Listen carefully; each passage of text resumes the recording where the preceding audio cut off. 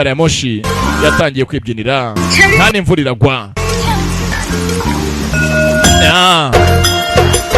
Ahuye n'igisore cyiza bahuriye hanze ya gari ya moshi baje baganira na mbere hose. Aya ni amateka yabo yuko byose byatangiye. Babonye yashimuswe bajye kumushaka ndetse ashaka umukunzi we nuko byose byatangiye mbere hose.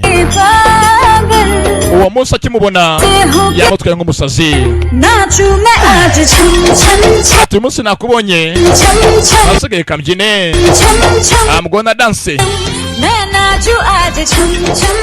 nta kindi nitayeho nubwo isi yandeba. Icyambere na ambiance. Abonye umusore bwa mbere yahise amukunda. Ati ndacyatangira ntabwo ndiho guhagarara bakise bagi nemucikwe.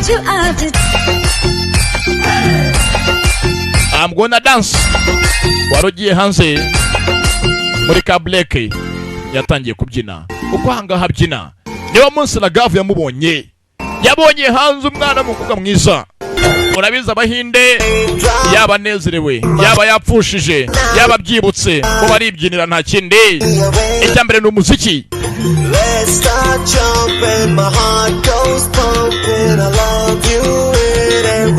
Ati nagukunda mu buryo bwose nkuko imvura irimo iragwa tugwa ku mutima wanjye. Bayikunze baza aho dukorera kuri Da Premier Studios Kimisagara gato hepfo ya Kiliziya. Niho dusanga aho ni kwa Giti.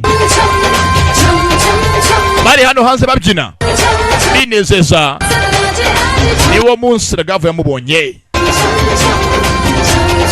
nuko bahuye. Ngo Ragavu nasi yabaraziranye na wa musore bisa ngo ni Roni. Ndetse hanga Roni cyo yibukana kindi